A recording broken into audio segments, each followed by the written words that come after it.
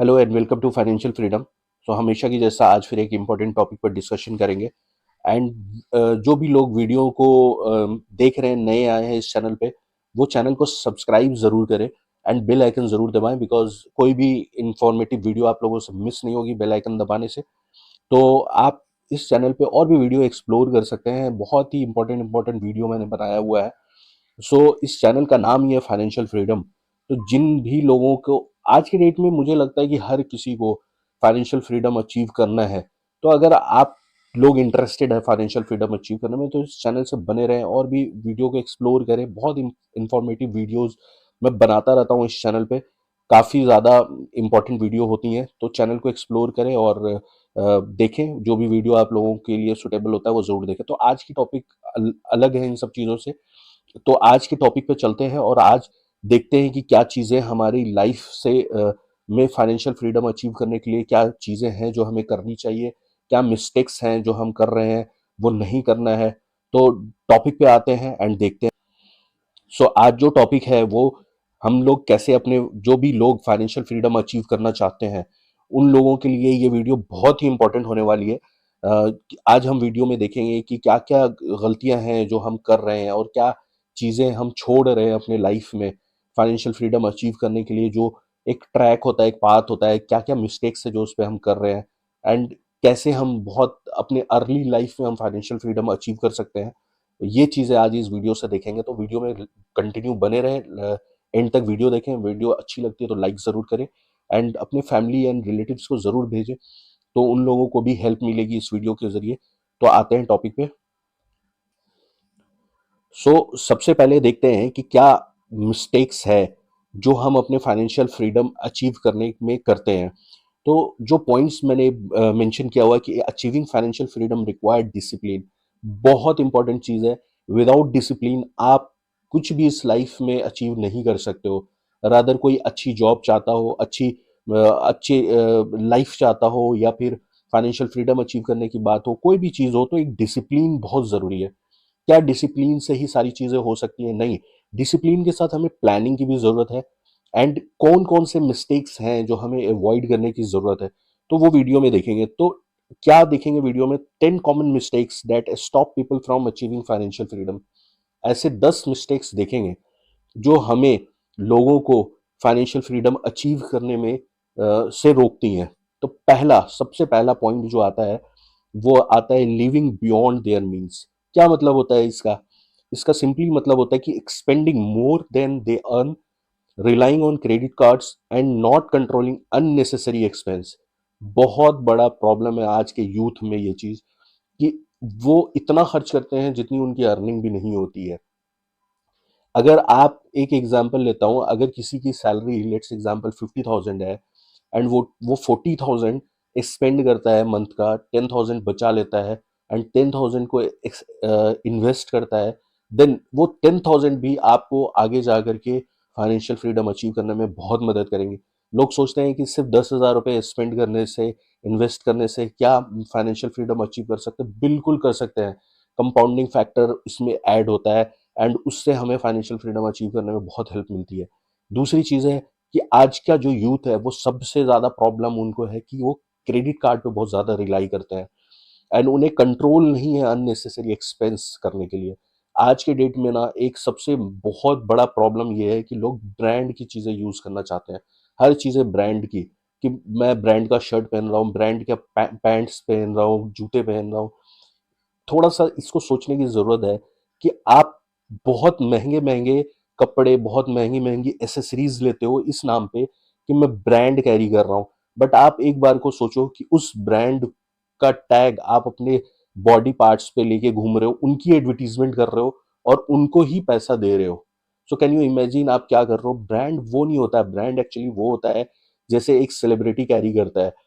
एक सेलिब्रिटी, उसका खुद का एक ब्रांड होता है, वो खुद की अपनी एक इमेज होती है।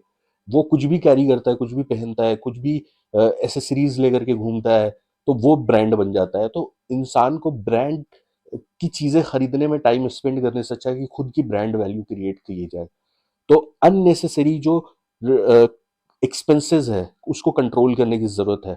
दूसरी चीज है नॉट सेविंग और इन्वेस्टिंग अर्ली। ये बहुत ही इंपॉर्टेंट पॉइंट है। क्या है इसमें? Delaying savings and investment means missing out on the power of compound interest.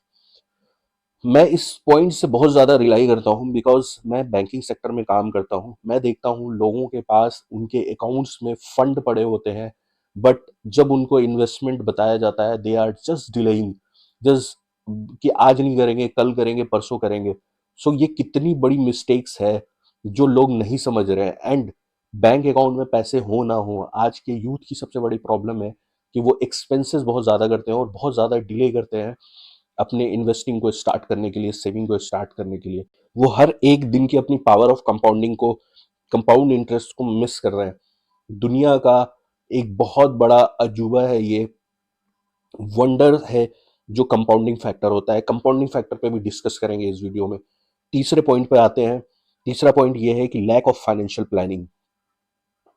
एक इंसान, एक यंग इंसान जिसका एक करियर स्टार्ट होता है, वो फाइनेंशियल प्लानिंग करते ही नहीं है। प्रॉब्लम बहुत बड़ी है कि उनका गोल क्लियर नहीं होता है, वो अपनी गोल को सेट नहीं करते हैं। अगर गोल सेट भी किया है तो उसकी बजटिंग प्रॉपरली नहीं करते हैं। पुअर मनी मैनेजमेंट होता है। देखिए एक चीज़ समझिए, क्योंकि मैं बैंकिंग सेक्टर में हूँ तो मैं बहुत ज़्यादा इन सब पॉइंट्स पे रिलाई करता हूँ। बिकॉज़ आज मैं इन्वेस्टमेंट किसी को बताता हूँ तो वो कहते हैं कि मैं प्रॉपर्टी में इन्वेस्ट करूँगा। ठीक है, मैं कहता हूँ कि प्रॉपर्टी से आप बहुत ज़्यादा रिटर्न बना सकते हो, बट क्या प्रॉपर्टी 1-2 रुपए में या 10 रुपए में खरीदोगे आप? देखो, बड़े पैसे को, मेरा कहने का मतलब ये है कि बड़े पैसे को मैनेज करना ईज़ी है। अगर आपके पास 1 करोड़, 2 करोड़ रुपया है ना, तो उसको आप आसानी से मैनेज कर सकते हो। चा rather investing in property, rather in आप पीएमएस में इन्वेस्ट करो, बहुत सारी चीज़ें हैं जिस जहाँ पे आप इन्वेस्ट कर सकते हो। बड़े पैसे को मैनेज करना बहुत ईज़ी होता है, लेकिन छोटे पैसे को मैनेज करना बहुत मुश्किल होता है, बहुत डिफ़िकल्ट होता है। 1 रुपए, 2 रुपए, 10 रुपए, 20 रुपए, 50 रुपए, 100 रुपए को इन्वेस्ट करना, इसको मैनेज करना बहुत मुश्किल होता है। जिसको भी ये चीज़ें मैनेज करने, छोटे पैसे मैनेज करने आ गए ना, वो आगे जाके फाइनेंशियल फ्रीडम अचीव करने से उनको कोई नहीं रोक सकता है। बिकॉज़ छोटे पैसे जैसे ही आते हैं तो लोग सोचते हैं कि इस पैसे से होगा ही क्या? खर्च कर दो इसको। छोटी-छोटी जगहों पे जा कर के खर्च कर देना उसको, और उसको जमा नहीं करना, ये बहुत बड़ा इम्पोर्टेंट फैक्टर है कि फाइनेंशियल फ्रीडम अचीव नहीं कर पाते लोग। लोगों को लगता है कि दूसरे लोग जो फाइनेंशियल फ्रीडम अचीव कर सकते हैं, उन्होंने बहुत ही अलग तरह की दुनिया जी है या फिर अलग तरह का काम किया है। ऐसा कुछ भी नहीं होता है। They are just managing, they are just planning.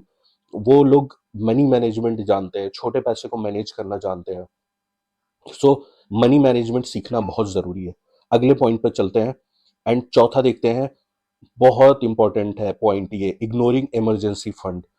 लोग without saving emergency funds, people are in debt. क्या है इसमें? ये पॉइंट्स ध्यान से देखिए। Without saving for emergencies people end up in debt when unexpected expenses arises. क्या मतलब है इसका? कि लोग इमरजेंसी फंड क्रिएट नहीं करते हैं। जैसे ही कोई भी ऐसा प्रॉब्लम आ जाता है जो अनएक्सपेक्टेड होता है, अनएक्सपेक्टेड में क्या चीज़ें हो सकती हैं? जैसे हम रास्ते में जा रहे हैं, एक्सीडेंट हो गया, अनएक्सपेक्टेड चीज़ें हैं। किसी की घर में तबीयत खराब हो गई, कुछ भी अनएक्सपेक्टेड चीज़ें हो सकती हैं। अगर ये इमरजेंसी फंड हमने क्रिएट नहीं किया है, ये अननेसेसरी का डेट क्रिएट करेगा हमारी लाइफ में, एंड इससे उभरना, इससे निकलना बहुत मुश्किल हो जाएगा। तो ये भी एक इम्पॉर्टेंट पॉइंट है। पांचवा पॉइंट पे आते हैं, नॉट इन्वेस्टिंग वाइजली। क्या है इसमें? Either avoiding investment due to fear of making impulse, high risk investment without research.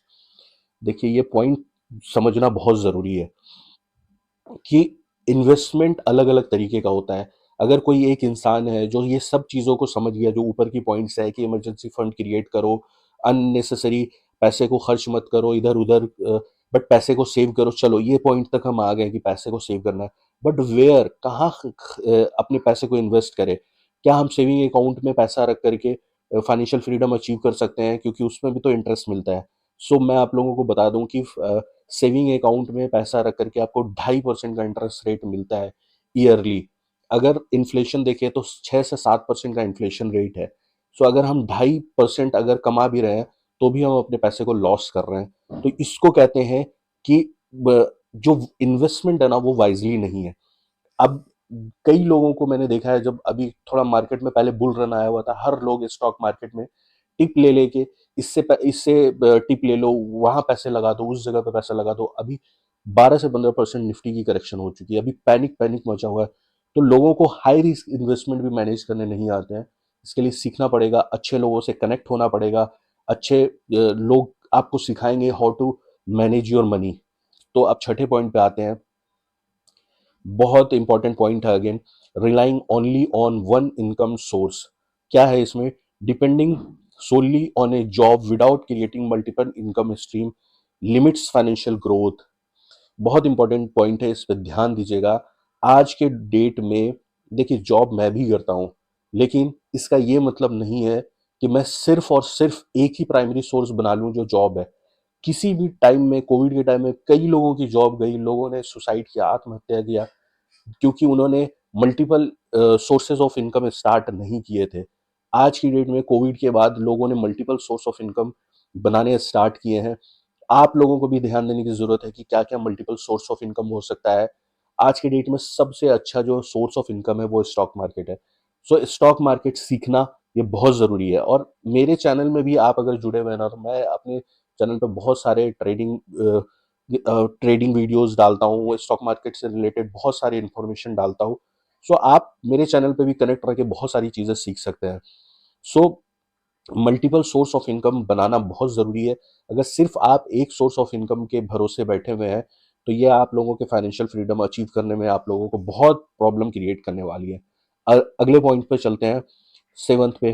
तो एक्यूमुलेटिंग हाई इंटरेस्ट रेट। अभी आज के डेट में लोग इतनी लेविश लाइफ जीने की कोशिश करते हैं। देखिए, अमीर होना और अमीर दिखने में फ़र्क होता है। लोग अमीर बनने की कोशिश कम करते हैं और अमीर दिखने की कोशिश ज़्यादा करते हैं। और अमीर दिखने की कोशिश में क्या-क्या होता है कि हम ब्रांड की चीज़ें कैरी करना पसंद करते हैं। हम महँगे-महँगे फ़ोन यूज़ करना चाहते हैं, क्योंकि हम दूसरे को अमीर दिखें।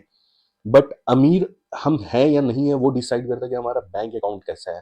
तो अगर बैंक अकाउंट में हमारे पास इतने फंड हैं कि हम आराम से आज के डेट में रिटायरमेंट ले सकते हैं विदाउट एनी टेंशन, तो हम फाइनेंशियल फ्रीडम अचीव कर चुके हैं। अदरवाइज हम सिर्फ अमीर दिखने की कोशिश कर रहे हैं और लोगों को दिखाने की कोशिश कर रहे हैं। हम चाहते हैं कि लोग बेवकूफ़ बने क्योंकि हम अमीर दिख रहे हैं, बट हम दूसरों को बेवकूफ़ नहीं बना पा रहे हैं, हम खुद बेवकूफ़ बन रहे हैं। सो अमीर दिखने की कोशिश ना करें, अमीर बनने की कोशिश करें। और अमीर दिखने की कोशिश में लोग हाई इंटरेस्ट डेट लेते हैं, अननेसेसरी के क्रेडिट कार्ड डेट, जो 25-25% का, 40% तक का जो इंटरेस्ट रेट है, उसको लेने के लिए लोग तैयार हैं। पर्सनल लोन 12%, 13% के ईयरली लोन लेने के लिए तैयार हैं। अननेसेसरी बोरोइंग्स लेते हैं लोग। ये पॉइंट्स पे ध्यान देना बहुत ज़रूरी है। आगे चलते हैं और 8 पॉइंट पे आते हैं, not learning about money management. ये lack of financial education leads to bad decision, missed opportunities. अगर आप फाइनेंशियल एजुकेशन नहीं सीखते हो, एक भी बैड डिसीजन लेते हो अपने लाइफ में पैसे को लेकर के, ये आपकी पूरी की पूरी अपॉर्चुनिटी को खराब कर देगी। मैं, जैसा कि मैं बार बार रिपीट कर रहा हूँ कि I am into banking sector. So मैं ये देखता हूँ कि लोग पैसे कमाने के लिए तो सुबह घर से निकल रहे हैं, रात आ रहे हैं, फिर सुबह जा रहे हैं। सो एक बहुत हार्ड टाइम फेस कर रहे हैं।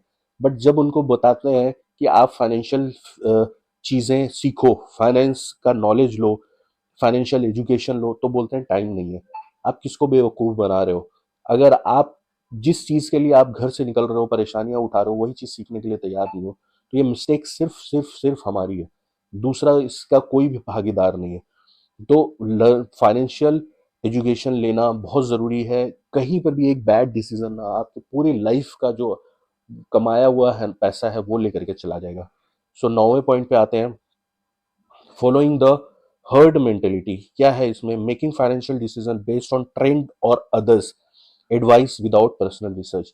जैसा मैंने पहले ही बताया कि लोग क्या करते हैं कि लोगों दूसरे को देख करके अपनी फाइनेंस को मैच करने की कोशिश करते हैं। देखिए, आपकी सैलरी दूसरों की सैलरी से अलग है, आपकी इनकम दूसरों की इनकम से अलग है, दूसरों की रिस्क टेकिंग कैपेबिलिटी अलग है, आपकी अलग है। अगर दूसरा हाई रिस्क इन्वेस्टमेंट में पैसा लगाता है और आप सेम देखा देखी वही कर रहे हो, तो आप बहुत बड़ा मिस्टेक कर रहे हो। सो एज ए मैं अपने बारे में बताता हूँ, मैं ईटीएफ को बहुत ज़्यादा प्रमोट करता हूँ। ईटीएफ मेरे मैं खुद के लिए भी अगर इन्वेस्टमेंट करता हूँ ना, तो ईटीएफ में ही इन्वेस्ट करना ज़्यादा पसंद करता हूँ रादर देन स्टॉक्स। क्योंकि ईटीएफ आपको थोड़ा कम रिटर्न देगा बट सेफ ज्यादा होता है। स्टॉक्स आपको ज्यादा रिटर्न्स देंगे बट सेफ सेफ कम होता है। लोगों को क्या चाहिए, ज्यादा रिटर्न्स चाहिए, दूसरे को देख करके दूसरे ने इस स्टॉक्स में पैसा लगाया है हम भी लगा दें। भाई उनकी रिस्क कैपेबिलिटी अलग है, आपकी अलग है। आप क्यों नहीं ऐसे एसेट्स की तरफ जाओ जो आपको साल का 12 से 14% का रेट ऑफ इंटरेस्ट बना करके देता है एंड रिस्क फ्री होता है। तो दूसरों को देख करके कभी भी अपने फाइनेंशियल चीजों को सेम मैच करना कोई जरूरी नहीं है। अपना रिसर्च करें, अपनी रिस्क कैपेबिलिटी लें, देखें क्या है, एंड पर्सनल रिसर्च करें कि हम जहां पर भी इन्वेस्ट कर रहे हैं क्या वो सही है कि नहीं है। तो 10th पॉइंट पे आते हैं एंड देखते हैं क्या है। Not adapting to changing circumstances, failing to adjust investment, income source and spending habits as financial situation change। सो हम लोगों का सबसे बड़ा जो मेजर प्रॉब्लम है कि हम लोग चाहते ही नहीं है कि अपने सर्कमस्टांसेस को चेंज करें, सिचुएशंस को चेंज करें। अगर हम अपनी फाइनेंशियल इनकम सोर्स को बढ़ाएं, अपनी स्पेंडिंग हैबिट्स को हम कंट्रोल करें, तो हमारे लिए फाइनेंशियल फ्रीडम अचीव करना बहुत ही इजी हो जाएगा। एंड देर इज नथिंग कि कोई हार्डशिप है इसके अंदर, कोई ऐसा अजूबा चीज नहीं है जो लोग कर रहे हैं और अमीर बन रहे हैं। सिर्फ ये सब 10 हैबिट्स जो मैंने पॉइंट्स बाय पॉइंट्स उठाए हैं, वो सारी चीजों को अगर आपने अपने जिंदगी में कर लिया तो आपको फाइनेंशियल फ्रीडम अचीव करने से कोई भी नहीं रोक सकता है। So avoiding these mistakes can put you on the path of financial freedom. And which of these challenges do you struggle with the most. तो आप कमेंट जरूर करें कि किस सिचुएशंस में आप, किस पॉइंट्स पे आप ज्यादा स्ट्रगल कर रहे हो, सो दैट इसमें हम भी कुछ हेल्प कर सके तो जरूर करेंगे। एंड वीडियो को आप लोगों को अच्छी लगती है तो आप ज़रूर वीडियो को लाइक करें, सब्सक्राइब करें एंड कमेंट ज़रूर किया करें, ताकि यूट्यूब के एल्गोरिदम भी इसको समझे और वीडियो को प्रमोट करे। क्योंकि मैं बहुत ही इंपॉर्टेंट वीडियोस आप लोगों के लिए बनाता हूँ। आप लोग जो भी इस चैनल से जुड़े हुए हैं उनको अच्छी चाहता हूँ कि एक क्वालिटी इंफॉर्मेशन मिले। सो अगर आप लोगों को वीडियो पसंद आती है तो चैनल को सब्सक्राइब जरूर करें, लाइक करें, कमेंट्स करें। वीडियो को इतना ही रखते हैं। अगली वीडियो में हम कंपाउंडिंग फैक्टर को देखेंगे एंड समझने की कोशिश करेंगे कि अगर हम 1000 रुपये भी अपने जोड़ते हैं तो हम क्या फाइनेंशियल फ्रीडम अचीव कर सकते हैं कि नहीं कर सकते, कितना वेल्थ क्रिएट कर सकते हैं 1000 रुपये से। तो ये सारी चीज़ें हम देखेंगे। तो वीडियो को इतना ही रखते हैं। Thank you so much.